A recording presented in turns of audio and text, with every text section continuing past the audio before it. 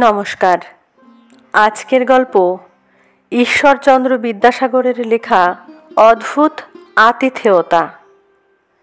একদা আরব জাতির সহিত মুরগিদের সংগ্রাম হইয়াছিল। আরব সেনা বহুদূর পর্যন্ত এক মুরগি সেনাপতির অনুসরণ করে। তিনি অশ্বারোহণে ছিলেন। প্রাণ ভয়ে দ্রুত বেগে পলায়ন করিতে লাগিলেন।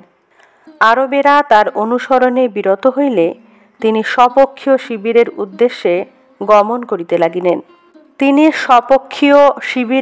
উদ্দেশ্যে গমন করিতে লাগিলেন। কিন্তু তাহার দিগ্ভ্রম জন্মিয়াছিল। এজন্য দিক নির্ণয় করিতে না পারিয়া তিনি বিপক্ষের শিবির সন্নিবেশ স্থানে উপস্থিত হইলেন। সে সময়ে তিনি এরূপ ক্লান্ত হইয়াছিলেন যে আর কোনো ক্রমেই অশ্বপৃষ্ঠে গমন করিতে পারেন না।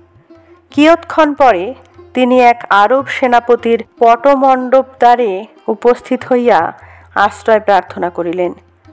আতিথেয়তা বিষয়ে পৃথিবীতে কোনো জাতিই আরবদিগের তুল্য নহে। কেহ অতিথিভাবে আরবদিগের আলয়ে উপস্থিত হইলে তাহারা সাধ্যানুসারে তাহার পরিচর্যা করেন। সে ব্যক্তি শত্রু হইলেও অনুমাত্র অনাদর, বিদ্বেষ প্রদর্শন বা বিপক্ষতাচরণ করেন না।